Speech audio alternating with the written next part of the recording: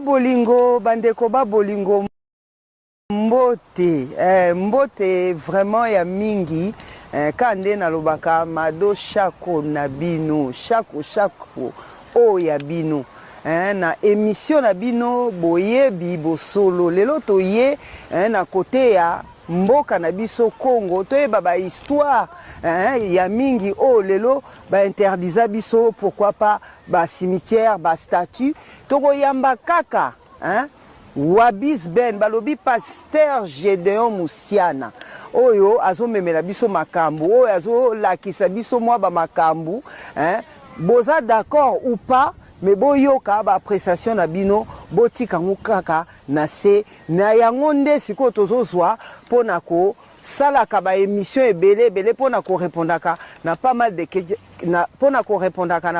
questions o bozo poser mado chako o bozo poser Pasteur Wabis Ben na téléphone pe na ba appréciation po totanga kayango. Vraiment kaka nde na lobaka, c'est toujours un plaisir, c'est toujours un elengi yako ça la bino émission po na yebi ke totala naka totanga naka na émission na bino balobi Mado Chako TV officiel, parole sacrée, pourquoi pas Edino TV bilengi Panza Sangwa Congo na bosa na kaete, parce que talaka ye a Panza Kape mayele. Bon continuer toujours ko s'abonner, bon partage à Kanzambe à ko kanisela moko na bino, boza la mala munzamba pesa bino oyo mitema na bino ezanango posa. Pourquoi pas toke ko yamba Pasteur Wabis Ben Babi Gédéon Moussiana oya bino moko. Bonjour. Bonjour Mamadou Chako. Boni. Nzamba zobatela mokonza zosunga. Amen. Vraiment quand to yambaka yo na esengo na émission oyo bandeko balobi te Mado Chako yamba et lisusu bo continuer sur histoire à Congo, on poser quelques questions oyo na préparer qui bien sûr na misusu pe bandeko ba pesa kingai ba ko se reconnaître. Donc toke bongo na kokota na kati ya émission pour ne pas tarder, balobi na tuna yo bokoko. Lelo to sola bokoko. Bokoko na biso na bonzambe, rapport nini ezali? Différence nini ezali entre bokoko na bonzambe? Bokoko na biso na bonzambe ezana différence te, mais so yoki boye okomo na différence. Pourquoi? Po batu ba memela ngona sens mususu. Sens ni. Ba memela ngona sens boye. Donc bakoko na biso babandaki ko pratiquer bonzambe. D'accord. Na bonzambe ezali na biloko tobengaka na baloba benga ba totem. Donc bibeko oyo ko salate oyo kuno ko salate, donc tolobaka bikila wana basalaka te o basalaka les interdits na français tozomona. Bon mais maintenant yango bango bana bengo kinzambi. Alors génération zo lekana ole balo bakeno bakoko na biso babana ko salela kinzambi mbala moko phrase échangée bango mabi kibokoko zomona. Or kibokoko n'existe pas. Donc kibokoko yango nde kibonzambe. Kibokoko yango nde kinzambi. Kinzambi oui. Ouais, kinzambi yango na nde kibokoko. Po bakoko bana sala kinzambi. Donc eza mibeko ya nzambe. D'accord. Yango babengo kinzambi. De toyonga christianisme. De toyoka ki balobaki monkonzi wana ya babelge tango ayaki na mboka na biso alobaki baza na eloko mwa relaxa biso te po bakuti. Voilà. Donc yango moni kino roi belge tango yaki azobenga ba missionnaire. Alobi bozoya na grande colonie Congo oyoyo bozoya po bo porter évangile na peuple. Mais bo yeba ke peuple yo asa yeba na évangile. D'accord. Na ko senga pe ceux qui moyen ezali batia na biso extrait wana comme ça to ba comprendre vraiment eloko nini olingio la ça par rapport à question oyo bandeko batuni. Oui voilà. Donc to sengi batia merci voilà ozomona nde to landi wana. Donc eza bakoko na biso bana ko pratiquer kinzambi. D'accord. Alors les mêmes kinzambi yangwana bu les Européens tant bazui ba commission au christianisme. Non que le christianisme va coexister. Le christianisme va coexister déjà mais na rythme mosusu sikoyo batali rythme bango bande kosalela bino so tozwi rythme ya bato wana totia yango na nini na biso tokopesa yango forme ya bien. Donc bazali ko reconnaître que quelque part ndenge na bango ezalaki na bosolo pratique na bango ezalaki bosolo te ezalaki ya mabe, mais maintenant bango ba changer pratique na bango te mais bazwi kaka pratique na bango, donc religion na bango ezalaki na histoire te. Boyaka ka mokolo nyonso bobandi chapele pam pam pam pam pam donc lokola ke non sous forme que non to répéter chapele. Mais est-ce que bango banda osambela nani? Bango banda ko salela chapele mona lo comme Sainte Marie Mère de Dieu, non bango banda ko bondela Théotokos nde nani wana lisusu pa. Donc azali déesse donc reine moko boye na Grèce. D'accord. Na Turquie. Osomona. Aza reine moko renyaki na Turquie, mais maintenant après mort na ye babaneki ko prier lokola Mère de Dieu. Kwa botaki roi. Mère de Dieu ka Mère de Dieu eza ba roi na bango. Soki ba kufi ba benga bango lusu ba roi te ba benga ba Dieu. Et banda à partir ya Zeus. Les 10 dieux grecs, les 10 dieux romains, donc Zeus, Apollo, donc voilà. Non, bango spiritualité vraiment, au biso tozaki nango bango basaki nango te hein. Non, bango spiritualité zali spiritualité na bango zali na d'origine Égypte antique. Égypte antique ezalaki keno ozomona soki pharaon akufi, mais maintenant bo attribuer pyramide moko et puis pharaon wana bozana droit ya kosalela ka culte pour na penser na bango babi que no soto salele culte esprit wana qui kozonga te peut porter encore malédiction. Il faut to sala ka culte comme si tozo supplier yo. Mais yango monaka ti lelo rythme wana ezalaka l'église catholique messe des morts. Non, parce que bango ba mort na bango ba koma ki ba rêver non ba koma kozonga. Non, c'est au moni eza eloko moko philosophie mo mutati na moto. Abi peut-être roi moko akufi et après quelque temps événement mo esalama. Ba tu peut-être ba beline to moni période où to le kanawa. Bu to teka que non président mo akufi aux États-Unis. Après une semaine boye coronavirus yi. D'accord. To le biai. Yimtatini coronavirus. Non, banda ko attribuer voilà. Mais maintenant si ko bango na kobanga ba comment prier bato bakufa. Bon, papa, parlons de prier bato bakufa. To lobana nikambo ya ba statut. Papa, expliquez dans biso vérité. Problème ya bikeko. Nos statuts oyo mindele ba botola, ba belge. Yangonde eko tsaki passe na Congo. Non. Eza bonté. Ba statut o ba mindele ba botola mamado ezate yangonde mutekoti sa passe na Congo. D'accord. Les statuts, il faut déjà connaître l'histoire des statuts. D'accord. Exode chapitre 20 donc à partir il y a verset 2 jusqu'à verset 5 on a déjà que nous avons la interdiction et à statut. Non, bah ça qui statut à quand ils ont fait non. Na dit commandement. Na dit comme ça interdit. Na ba commandement nzambe, nzamba lobi que non bokoki ko sala te image taillée. Image taillée te voilà. Boko sala image taillée te ya ni nyama ni motu. On a ko représenter nzambe. Non, création non stonga na sala. Boko sala ngo image taillée te. Onde kentel, onde ke mo ba sali image ndeke. Oh, ezande bongo. Ez interdiction.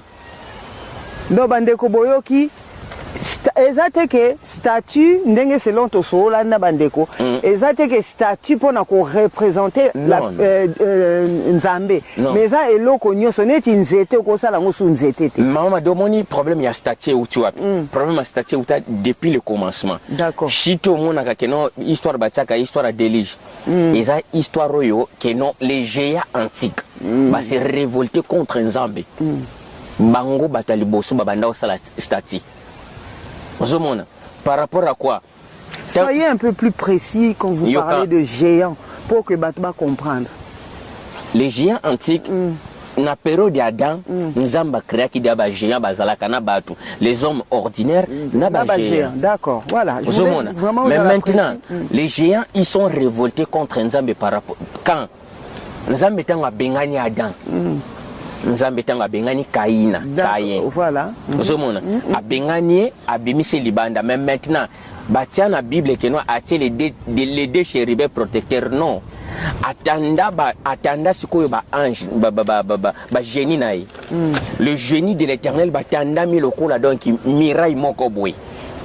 Sikoyo étant que non des esprits ba bougete azabu na tanta beta boye, donc banda telema kikaka tout droit fixe.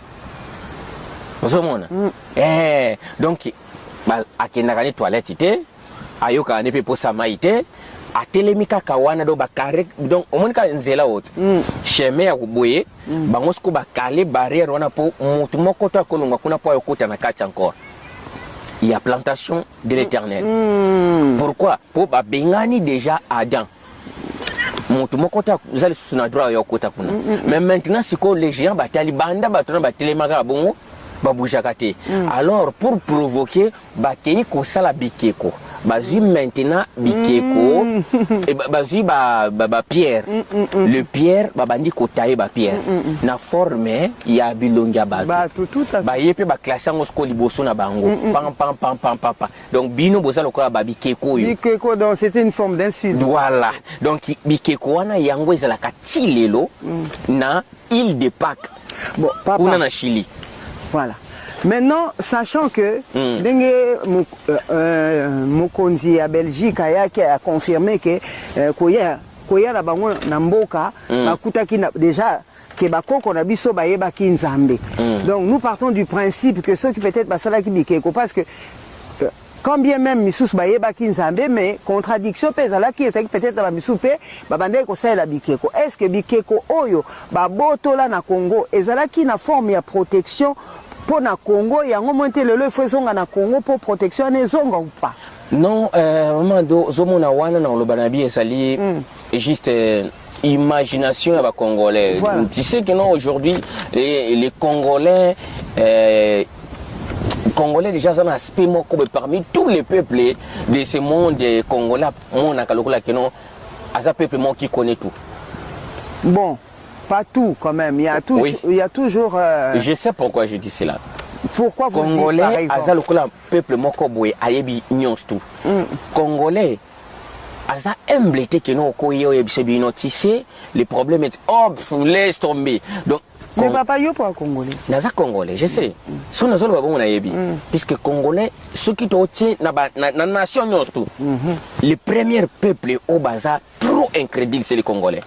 Et le quoi yebi so yele lo musaboya donc galingi te akomi kutu ko expliquer yo que non au moins des sabwe atebise bi mayo yo des sabwe o melango te poso melango 5 jours eleki obela libu ay tika donc c'est comme ça. Est-ce que l'eki curiosité à Mindele na musika Congolais leki na Mundele, mais ce Congolais akomi ti ko laksa Mundele ko lata Mundele mudasali lamba na ye non, oyo batiaka ngo boyete oyo so mona donc il faut vraiment donc Congolais amonaka lokola yebe belé mais or Congolais yebi mingité. Est-ce que trop bien on peut ça peut-être quelque part un avantage aussi? Non, c'est pas un avantage mais c'est de l'orgueil on va dire. Ah, tu vois? Si vous l'appelez comme ça. Oui, c'est de l'orgueil puisque un orgueillé azomona te que non j'ai encore besoin d'apprendre. D'apprendre, tout à fait. Donc pour lui, donc, je suis déjà arrivé à ce niveau-là, donc tu n'as rien à m'apprendre. Aux Assunelo, comment tu as quoi apprendre, c'est tout. Mais maintenant, tant que tu as bikeko, les bikeko, qu'est-ce qui se passe?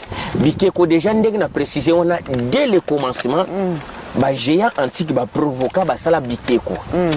Il y a une de Pâques, il y a une fête de Pâques. Mindele bachango esprit. Donc ils ont le kola kola fait à révolte. Fait au monde abattu ba chrétien ba. Il dit Pâques, c'est là que les géants va se révolter qui contre Nzambe, contre divin. Mais maintenant, tant on a Bible beauté, la fête des Pâques. Nzambe bina otala le que non. Voilà. Place montazo kende. Pourquoi? Puisque c'est l'idée que nous tous nous allons dans la perdition. Voilà, donc bisonno au sumuka. Tu vois le sens exact. Renforcer Mundela yebi déjà que non, makambo belé tout ça là. to foot à prix grave baza conscient mais maintenant na makambo yo ba wana pe na sen conscient loka ba biloko te allez to sumu sabango kwa ba sumu kakaka ba commettre ba faute. C'est pour cela que la Bible ont répété toujours dans le livre, il y a Osée chapitre 4 verset 6. Mon peuple est détruit faute de connaissance. La connaissance est plus précis que hors film. Aujourd'hui dans nos jours, les Congolais bien bikeko na biso ba Belge bazwa, bikeko na biso ba Belge bazwa. Or les bikeko c'était interdit. Interdit. Na Congo. Pourquoi? Beaucoup ça la image taillée, c'est un exode. Beaucoup ça l'image taillée ni à représentation ya nyama na mokili ni ya batu ni ya mbisi na mai. Tout le monde a même na ba bijoux basali. Voilà, beaucoup qui ko ça la image taillée et ça da lisong. Siko papa na ba émission ebele auto sali na yo au talisi biso que peuple congolais aza peuple moko mis à part peuple moko o nzambe alingi mingi o nzambe azwaka biso lokola bana na ye ya suka.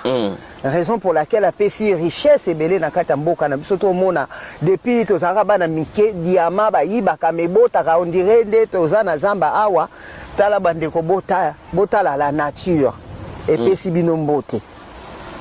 Est-ce que pensez-vous que c'est pour cela Nzambe lelo a puni mboka Congo poto koti na kata je ya bato mususu o ba memi biso to sala masumu na bango? Maman Mado, tu sais peuple est bengami na Nzambe il souffrira trop.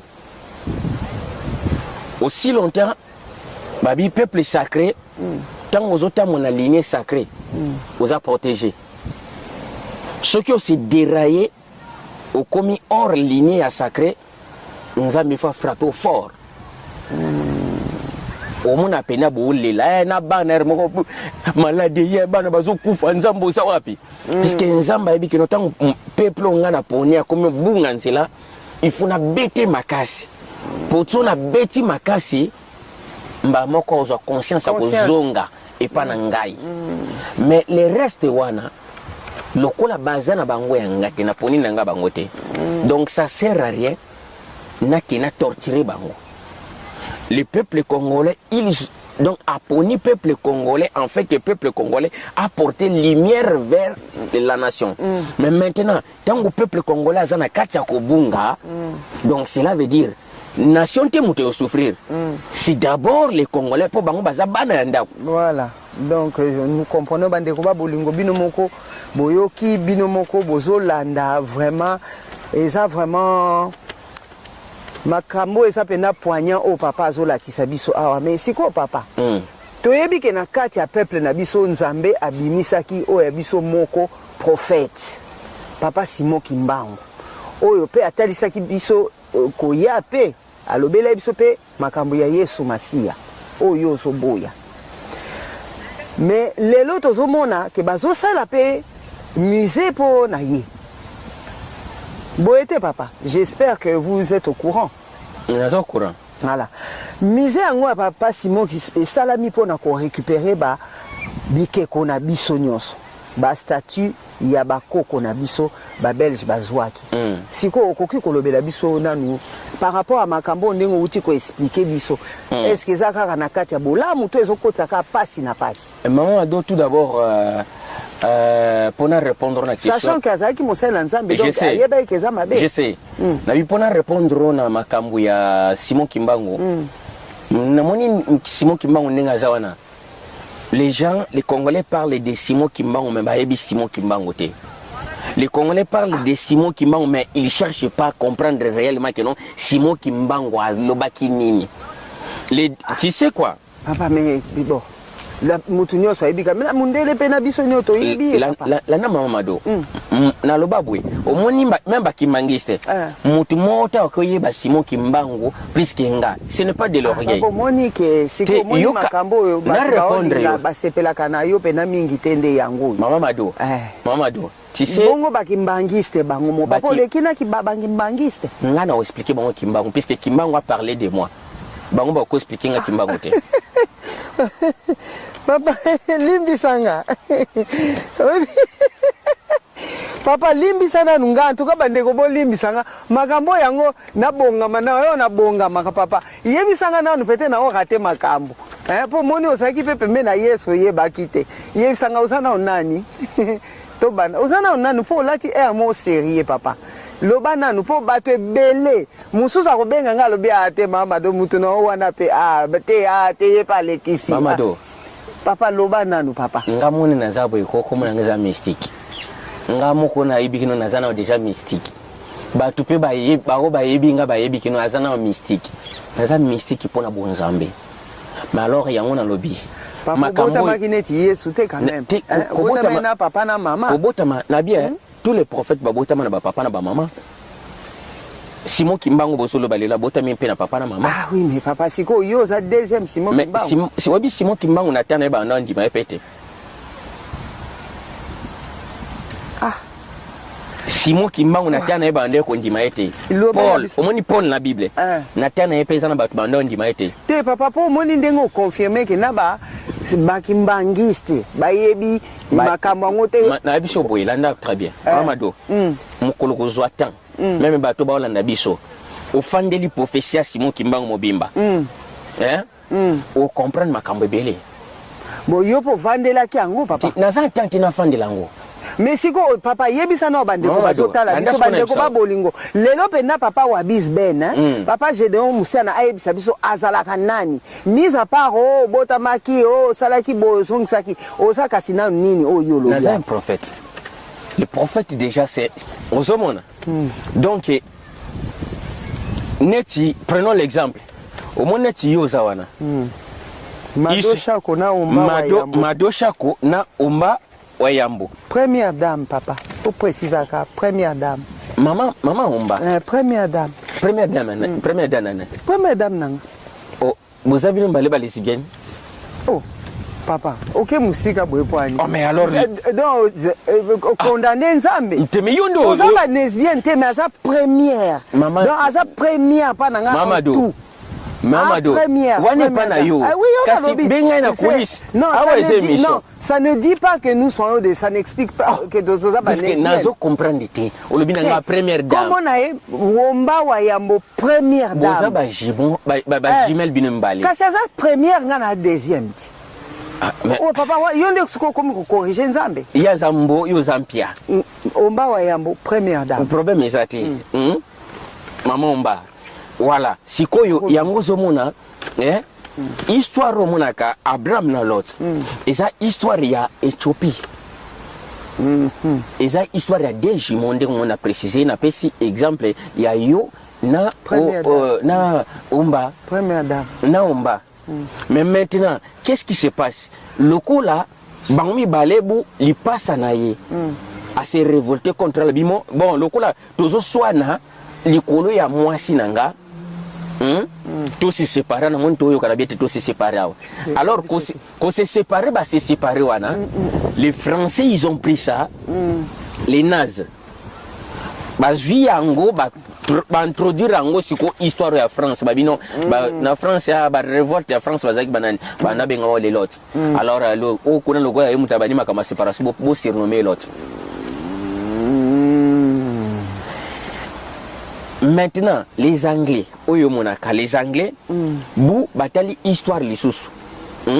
Il y a histoire ya Talia, baptisaye Moïse. Histoire, le vrai combo est Talia. Talia qui veut dire que non beauté. Moi na beauté mi batali beauté moi na non. Topé c'est comme Talia. Talia. Or, bangma bio topé c'est comme Moïse. Cela veut dire tirer des eaux. Histoire ya Moïse et ça histoire ya Krishna. Krishna moi abotamaki na end. Vous comprenez? En tout cas, c'est très intéressant. Donc maman mado Bible mona ko te la Bible te Seigneur, je sais non. Tant on a précisé makambo pour isa classité. Nkule loko ayebi loko na ndeta ya ko loko ta kuna zongsa kole awa zo kuna nako fanda bene na sabo to banino banana jeunesse bu nazo expliquer aux autres na tous les histoires na c'est zaki vérifier exact. En tout cas vraiment il faut tout ça la organisation ko ça la likamoko ya ndengwana po makambo bimisaka vraiment on comprend. Donc yango zomona ndenge nazo préciser le wana tango na préciser nga na bi un prophète azalukula mwana mwana na ndako zomona ayebi très bien na yebi histoire ndeko nanga exact na yebi donc les prophètes baza bana mais alors si, pas de prophètes bazo c'est sûrement prophète ka pour prophète et ça ba prophète mankiona donc les mankiona donc azane prophète té mais c'est sûr sous ba comment foot ça 250 € pour non ko yo foot ça combien papa pour mais tout ça la kana yo mamadou est-ce que tu yeba pour papa et comment payer que so tuninga yo comment payer papa 250 € consultation ce que lobi nanga yo foot ça combien ngana ba mena ça kana yo nazalaka na yo nazalaka na ndeko Manuel na Suisse nazalaka na Sir Kelly to pesi mama Kelly bambote belé ozomona nazalaka na maman Angèle ozomona na Suisse bekuna donc jamais atunanga bité papa Gédéon na ngi bonela pona boye ne bo d'accord consultation to poto sola autant non batu nyonso babenga nga so muta benga zwinga teseke nazana prière oui donc na yebi que non à part prière nazana empêchement monter c'était avato solo là to nzama le non vraiment en tout cas et puis on a prié kana batu jamais na on a dit il faut n'obliger mon to pesa témoignage en tout cas je confirme bandeko ba bolingo bino mo bomoni ne lisolo komi important et komi pene lengi tozo kota kaka se ko kota ande bo ki papa expliquer bino a expliquer biso nyonso différence ya prophète majeur na prophète au sens opposé du terme. Bolanda émission beaucoup comprendre des belés mais bino biso bino pe bo pesa ba appréciation na bino mutu aleki mutu na mayele azalite papa prophète majeur que vous êtes moi nanda tenga na zaka prophète prophète moi nanda yebisa na nu biso papa nous allons parler pardon autant pour moi de l'invocation des morts. Est-ce que c'est normal, c'est bien, Thomas B, kokende par exemple cimetière, ko fait la papa, to maman, je pense à mon père, que son âme repose en paix, Penalo Oso Kasembe, et ma mère aussi, Mbouimou Boyaï, que son âme repose en paix, et tous les gens que nous avons perdus dans la famille. Et entre autres toutes les personnes que nous avons pas perdues, que nous aimons, que nous n'oublierons jamais. Est-ce que ça m'a beto malamu kokende ko invoquer kokende ko tala ba un cimetière ko senga approbation na ba ko senga protection na ba? C'est une abomination. Expliquez-vous par exemple. C'est une abomination. Explication papa. Abomination eza mabe ya mabe ya mabe. Pour protéger kezaka nzambe. Pour protection zaka nzambe. Maman Mado. Nzambe tanto yaka na mokili oyo. Le famille que nous voyons aujourd'hui autrefois il n'y en avait pas. Na éternité puisque l'homme a d'abord une éternité. Monta une éternité. Tout le monde tout en éternité. L'éternité qu'on a bien ensemble. Les esprits qu'il a créés, Bazawana, tout le monde. Donc le principal c'est lui. Nous adorons le maître, le souverain, le principal, les sources des énergies, les sources de toutes choses, le chef des esprits. Yemoko le divin, les sacrés du Congo. Mais maintenant, tant que il y a un système yemoko il y a pour création, il y a un système à la famille. Et bima. Alors les systèmes à famille et bima, donc tant que tozana yoboye, tu es ma sœur, ozomona, tu vivre papa et sili. Mais maintenant, ce qui est confie, ton âme est partie se reposer. Donc moi, en tant qu'humain, naza na besoin ya protection na yo te, naza pe na besoin te ya kosupplier pour eloko quelconque, naza pe na besoin ya bénédiction na yo te. Ton histoire est finie là. Mais oza na force mon côté. Oza na force mon côté, tu as rien à faire. Donc ngana yo toza na relation te. On s'est détaché. Ok, na monde mosusu na au-delà. Biso to tikal na monde oyo. Alors, celui qui est ici dans le monde visible, donc azan na relation mon côté na monde invisible na au-delà. Merci. Wana ekomi makamu susu. Merci papa Wabis Ben. Na zongeli yo lisusu bandeko bino mo boyebi boyoki, merci beaucoup.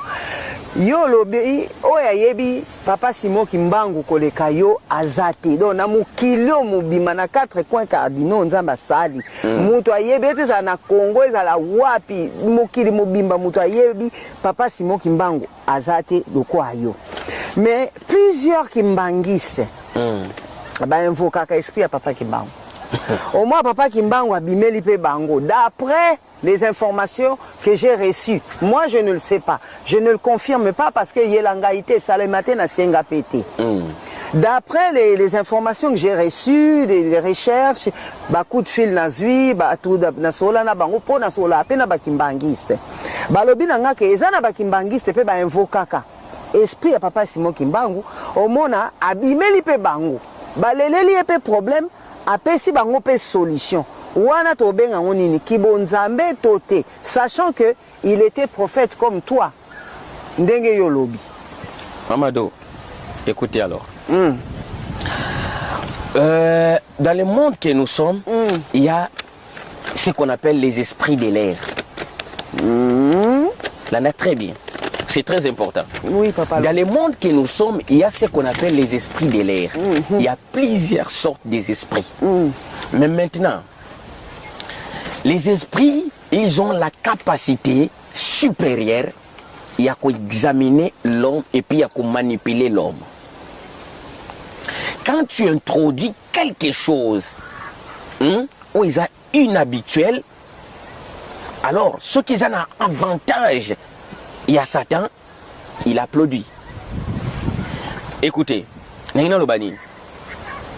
papa n'a koufa, ton maman n'a pas koufa. Prenons l'exemple. Il y a chaque jour dans le cimetière, sans autant oublier que non, dans le cimetière, il y a des esprits. Où ils ont circulé, puisqu'ils ont la placité. Ils ont telengana. Oh, dans la logique des choses, nous sommes des colons à Bango. Oui. Et pourquoi ils vont agir? Hein? Pourquoi ils vont-ils agir? Non, mais parce écoutez. Parce que Moutazo qui est à l'heure. Non.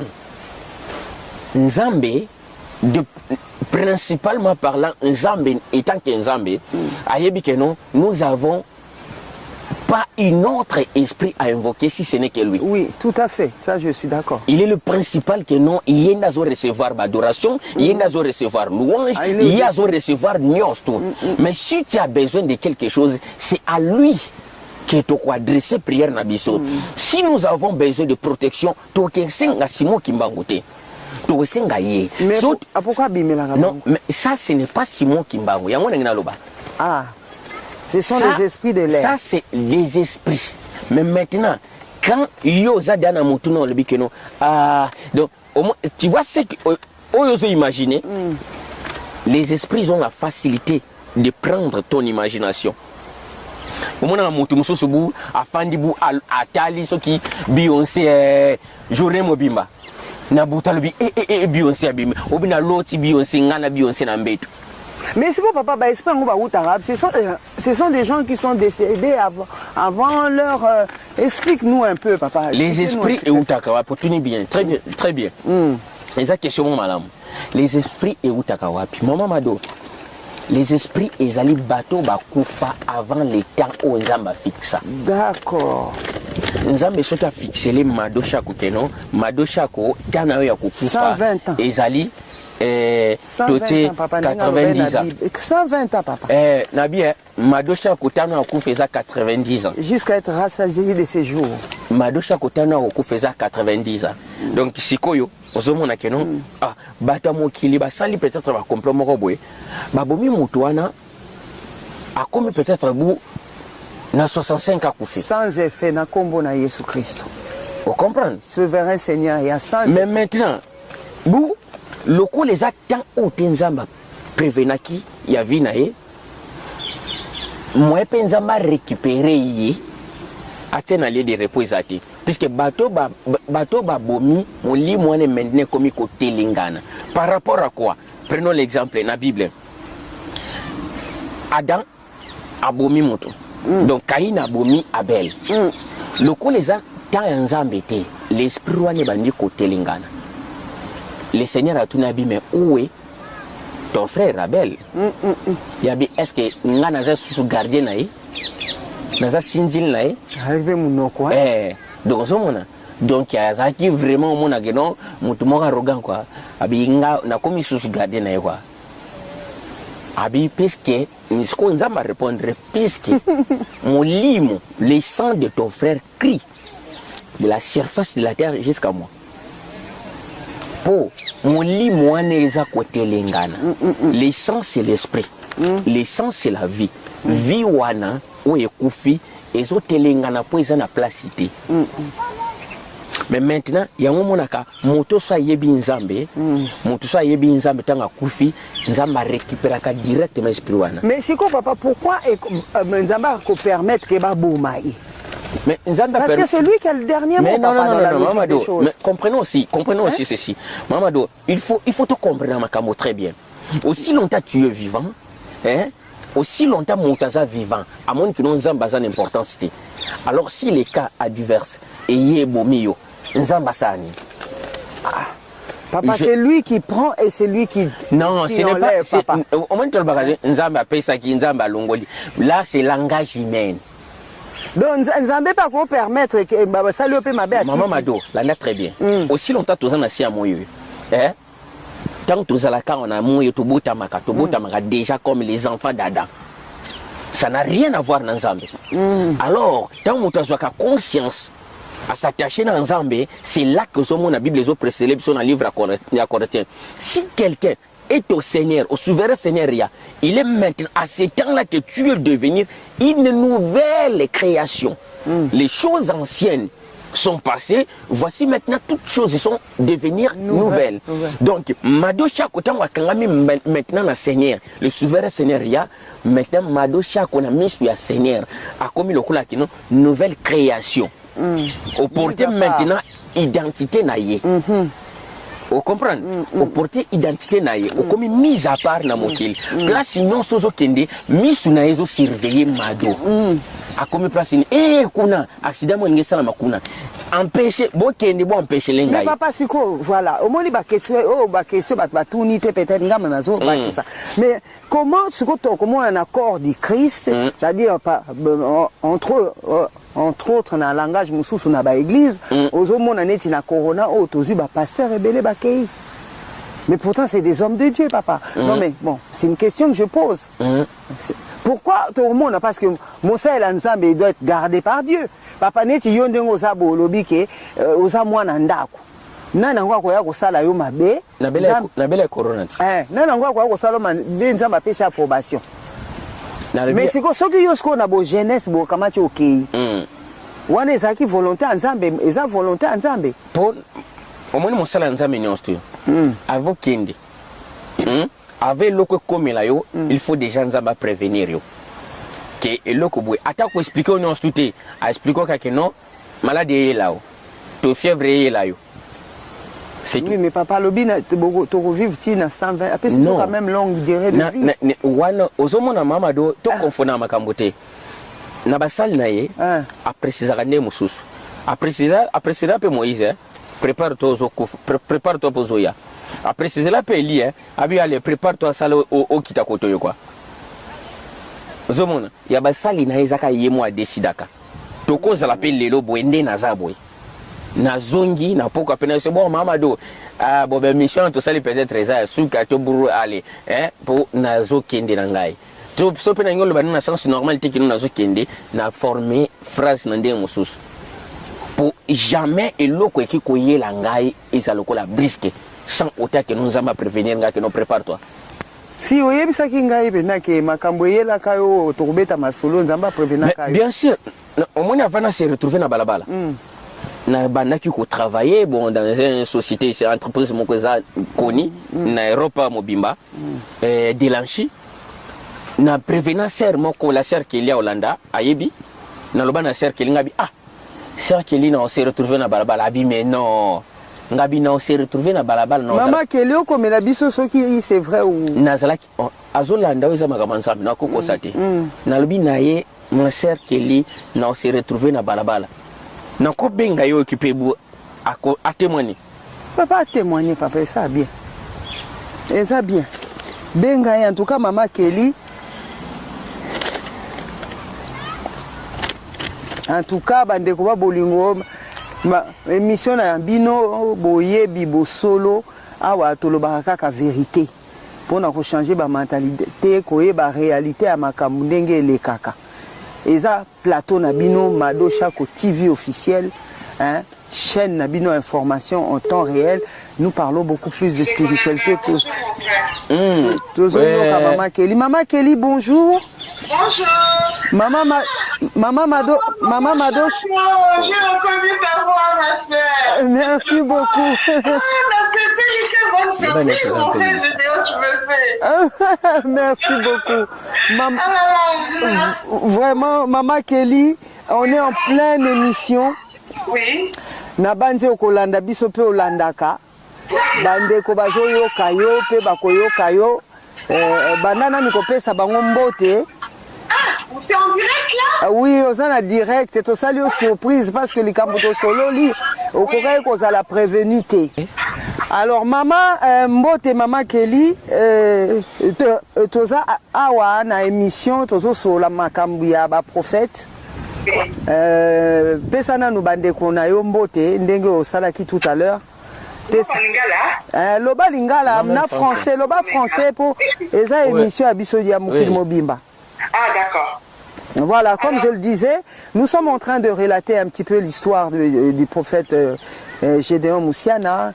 Donc, il est un petit peu en train de nous parler de la relation d'un prophète, de la relation de Dieu avec son prophète. Donc, paraîtrait-il que Dieu va prévenir son prophète de tout ce qui va arriver, de tout ce que, enfin, un prophète, dans tous les passages qu'un prophète doit passer, si cela est rien que pour la seule gloire de son grand nom. Oui. Donc le pasteur m'expliquera que même éventuellement il avait une superbe vie, il travaillait dans une très grande entreprise, il avait des responsabilités. Du jour au lendemain, Dieu va lui demander de sortir dehors. Et il avait, enfin, il a eu à vous en parler. Et vous avez pris ça pour une plaisanterie. Oui, donc, par là, je lui ai demandé, je lui ai dit non, il faut absolument qu'on appelle notre sœur Kelly éventuellement pour qu'elle confirme. Raison pour laquelle je me suis permis éventuellement de vous passer un coup de fil. Donc, si possible, vous pouvez commencer par saluer nos internautes et éventuellement leur raconter brièvement cette grande histoire pour la seule gloire du nom de notre grand Dieu. S'il vous plaît. Oui, oui. Alors, bonjour bien-aimés frères et sœurs. Moi, c'est la sœur Kelly Ankolo. Voilà, effectivement, j'ai connu le bien-aimé frère Gédéon Moussiana il y a plus de 6 ans. Et ce qu'il raconte, c'est vraiment réel. Moi, j'ai vécu ça auprès de lui. C'est-à-dire que quand je l'ai connu, moi, il avait un emploi, il était responsable informatique dans une société. Et puis, voilà, il avait un chez lui, il avait sa voiture, donc une vie normale que chacun d'entre nous peut mener. Et de temps en temps, quand on échangeait, il me disait, ma soeur Kelly, tu sais qu'un jour, je vais me retrouver à la rue. Je disais, mais pourquoi tu dis ça? Il dit, je te le dis pour que tu le saches, pour que tu ne sois pas surpris. Moi, je prenais ça à la blague, je dis, mais arrête de dire ça, je disais, ça ne va pas arriver, le Seigneur ne va pas permettre. Et voilà, souvent il me disait ça. Mais après, quand ça s'approchait, il me disait, ma soeur Kelly, en tout cas, d'ici quelques temps, je te préviens, peut-être que tu n'arriveras pas à me joindre, je veux me retrouver sans rien et je serai dehors. Moi, je dis, ça ne va pas arriver, toi tu es un serviteur du Seigneur, le Seigneur ne peut pas permettre ça. Et de toute façon, s'il t'arrive quelque chose, tu peux venir chez moi en tant que mon frère dans le Seigneur. Il me disait, non, c'est que le Seigneur a trouvé ce qui va arriver. Bon, Les temps sont passés. Et à un moment, je n'avais plus de ses nouvelles. J'ai cherché à le joindre, je ne sais pas comment. J'ai réussi. J'ai dit, ah, mon frère Gédéon, ça fait longtemps, comment tu vas? Il m'a dit, oui, je vais bien. Mais ma soeur Kelly, je me retrouve dehors. Je dis, mais comment dehors? Je ne comprenais pas. Parce que je ne prenais pas au sérieux ce qu'il disait. Il m'a dit que, non, je suis dehors, ça dit que je n'ai plus un chez moi, je n'ai plus mon travail. Et puis, bon, j'étais choquée. Je dis, mais comment ça, mon frère, qu'est-ce qui s'est passé? Lui avait tout le calme, il m'a dit, non, mais je t'avais prévenu, je t'avais dit, le Seigneur m'avait dit qu'à un temps donné, je me retrouverai dehors. C'est ta volonté. Je dis, non, c'est pas possible. Pourquoi le Seigneur peut permettre ça? Donc, voilà. Mais bon, moi, j'étais inquiet. Lui, à qui c'est arrivé, c'est lui qui me rassurait, en fait, qui me consolait. Pour dire, non, ma soeur, ce n'est pas grave, le Seigneur, il sait ce qu'il fait. Je dis, non, mon frère, je dis, non, tu peux pas dormir dehors. Il dit, non. Je dors dehors sur des cartons. Je dis, non, ce n'est pas possible. Et puis, c'est comme si c'était un rêve, quelqu'un me raconte une histoire, or c'était lui, il était en train de vivre ça. Et donc, à un moment, il a pu accepter que j'aille lui rendre visite là où il était. Donc, il habitait dans la rue. Il était effectivement dans la rue. Il était dans la rue, ma soeur. C'est vraiment, on raconte une histoire, c'est quelque chose que quelqu'un a vécu. Le frère Gédéon s'est retrouvé dehors. Ah, il était SDF, donc comme ceux qu'on connaît qui dorment dans un coin, sur un carton, voilà. Il était comme ça. Et précisons qu'il ne se plaignait guère.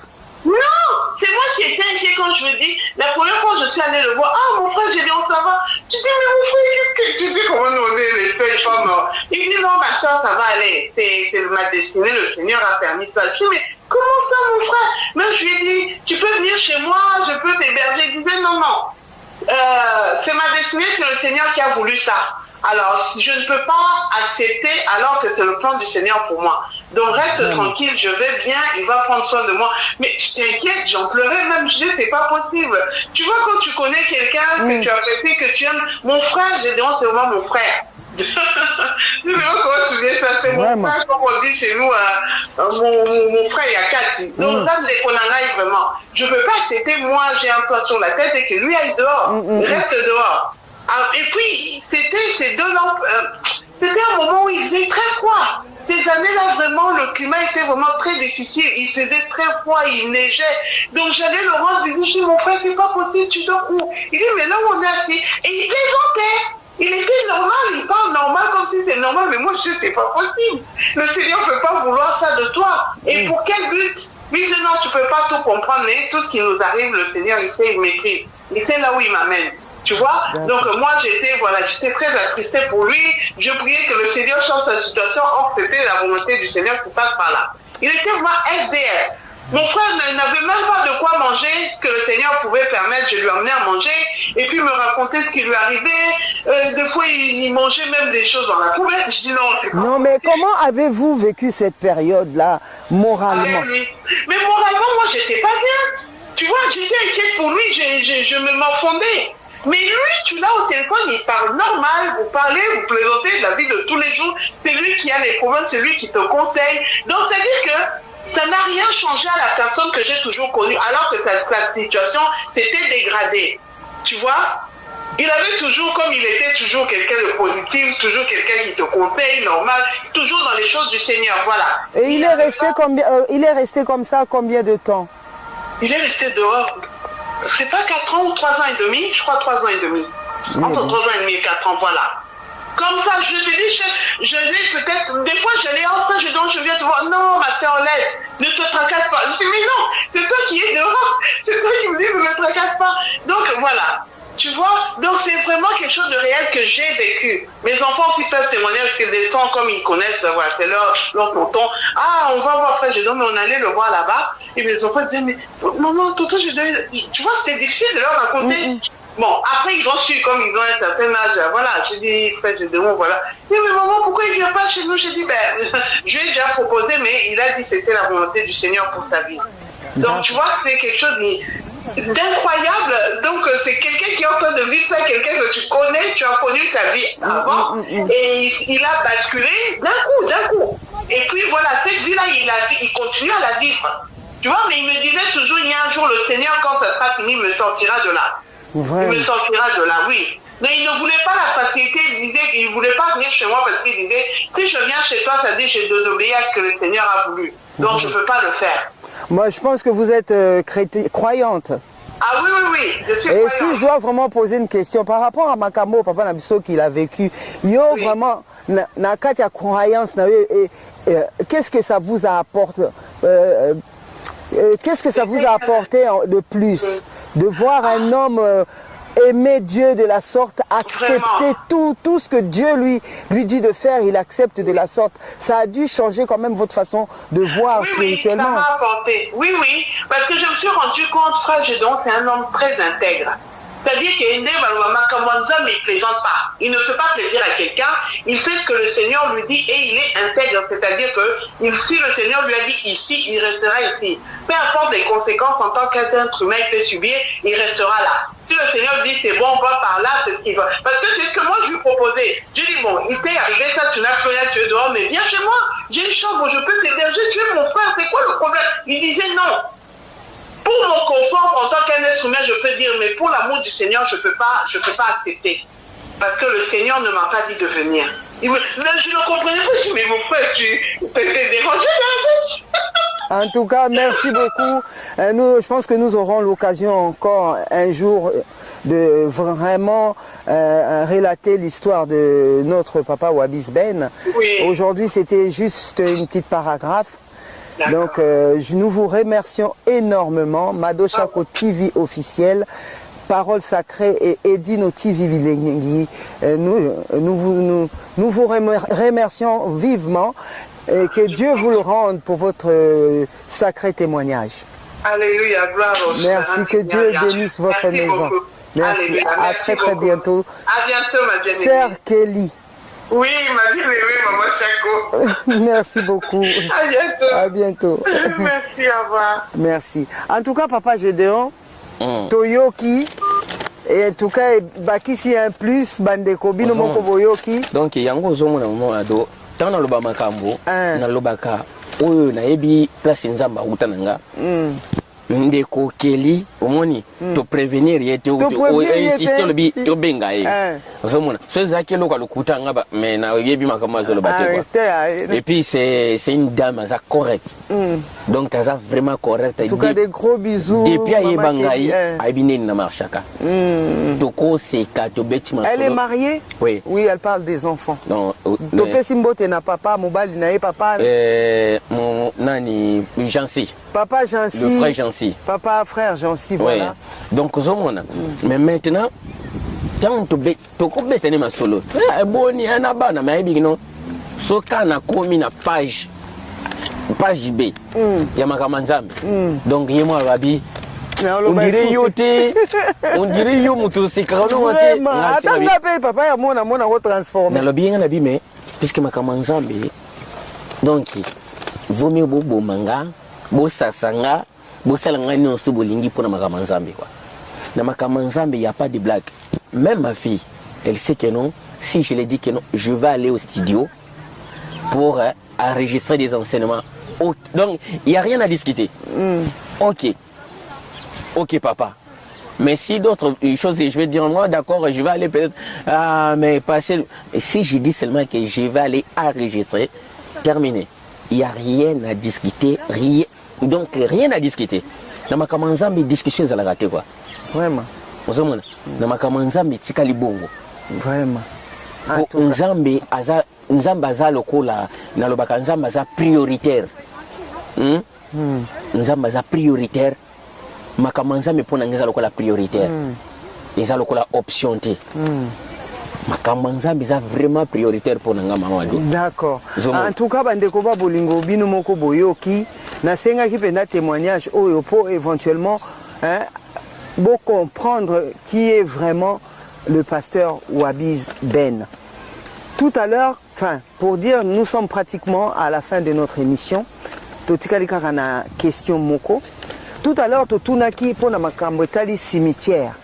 Est-ce que mutako ko kende ko se recueillir na tombe ya moboti na ed to muto ya yebaki alingaki mingi pona ko senga protection boyoka ki réponse oyo pasteur apesaki lelo siko question na ngai ya suka avant to kata émission na biso eza sikoyo est-ce que mutu pe akoko kende ko se recueillir pour no senga neti ba bénédiction mais mama do moni yango na biso na bi eza quelque chose oyo na miso nzambe eza lokola abomination liboso to lobaki protection lelo to loba bénédiction eza na miso nzambe eza lokola abomination ce n'est pas seulement que non nata oyo eza pe écrit na Bible nzambe avertir libota na ye alobi mutu moko te so bolingi na frappé bino te mutu moko te akoki kokende koinvoke bamort pourquoi po bakoko na biso bamane maintenant kodésobéir na mibeko ya nzambe na kinzambi bakomaki na caractère moko ya okende koinvoke mama na yakufaki kolela talanga na zonyokwama boyebebebe ya kosunga ngai tu vois donc ndenge monika kamindele basalaka que mèche de mort bangosko ba adopter ngo na ndenge mususu eza mèche te mais ba tu biso pe to ça 40 jours voilà 40 jours les bibliques ah 40 jours les bibliques oui, kolongo la pile pe kolongo la pile les bibliques ah d'accord d'accord les bibliques mais ce qui déjà 40 jours est sili vous après mikolo wana mutaza lisusu te na droit ya okende na cimetière puisque cimetière déjà maman mado pour to comprendre très bien donc okenda ke ça mabe cimetière eza lié moko epa ya nzambe eza lokola lié moko impur landa eza lié moko impur yango moni nakala na mboka na biso Congo soki bato bakei cimetière retour na bango tango bazoya kozonga il faut batia cantine ya mai basukola maboko na sens que no ya purification on se purifie. Mais ça on est toqué to tiki ba fleur après yo sko sous maboko. Soki donc kokende kotika ba faire au moins mutu ça. Ko bosa na pe mutu. Mutu soki asa kufi. Ya sa kufi. Mama mado kokende kotika la moi ba fleur. Ce sont autres donc excusez-moi pour le terme to benga ngoto le bikeno eza de kaka ba connerie humaine. C'est peut-être cause na guise ya souvenir ya mutu na bino. Mama mado kokende kotikela moweyi ba fleur eza eloko neto lo bagatobi mariage religieux nzamba yebi mariage religieux bon papa balobi so mutu akufi bosa na ye mama mado landa mutu ya kufi yo zio ke kotikele fleur amoni fleur wana te ayebi kutatati donc yo moka na ba passer no bo ke otiki fleur wana donc c'est comme si au sale logo mobwe ce n'est na miso nzamba eza lokola ce n'est que du vent. Mais pourquoi bakundaka bango kasi? Bakundaka mutu puisque auti na mabele. Na principe nzambe l'homme auti donc corps et outi na mabele. Dans la logique des choses il fallait qu'il même pas ba cimetière il fallait que so muta kufi bo tout monde mabulu bo tout monde bo tieye. Mama Madolanda mutu soki akufi okokunda na boete na mboka te. Na biso cimetière ezalaka toujours na suka ya mboka. Pourquoi? Puisque lio bazo kunda batu mabele wana komi déjà impur. Mabele wana komi mabele moko impur. Donc alors un monde impur papa puisque ba immeuble musu se kunda mi place ba cimetière là. Na lobi boye na biso na Congo. Nzambe tango abengi ba apesi mboka wana pa bakoko na biso. Atiaki mibeko ba bengango les sacrés. Ozomona ba totem, les interdits. Cimetière qui est jamais na kati ya mboka cimetière fait na suka mboka alors des consignes zani no tobenga kino les ordonnances tangu batu bakei kuna na cimetière retour ya batu nosto ba uti cimetière baye il faut basukola maboko musali ya nzambe oyebi keno na hotelema na présence ya batu pona teya oki jamais kokende na cimetière quel que soit bembe ya mama na yo quelque chose bi matata na yo soki okei kuna yeba keno okofanda na ban okote ya te pendant 40 jours pour mama dona biso na via lelo même basala nzambe ba violaka mibeko ya nzambe na dimension mususu pour tout le monde ndeko soka ku bien to natanga to na bileti lelo pasteur akei na cimetière ake ba me mapena corps na ba église to mona ngo ba eza kutuma kama nzambe te nanda kwa donc déjà ebembeke kota jamais na katanda kwa nzambe abomination totale ebembe corps ya moto ya kufiki kota jamais la présence en nzambe donc pour nzambe ça lokola que no boza ko insulter boye l'accès nini eloko esalaka corps wana ya animé c'est l'esprit oyo elongwe oyo wana etikala wana c'est la terre il faut bokende boenterre yango un jour moto alobi na alobi Seigneur permette nga nakende na kokunda papa na ngai après naya kolanda yo. Non, langage enterrer les morts. Abi laisser les morts enterrer leurs morts.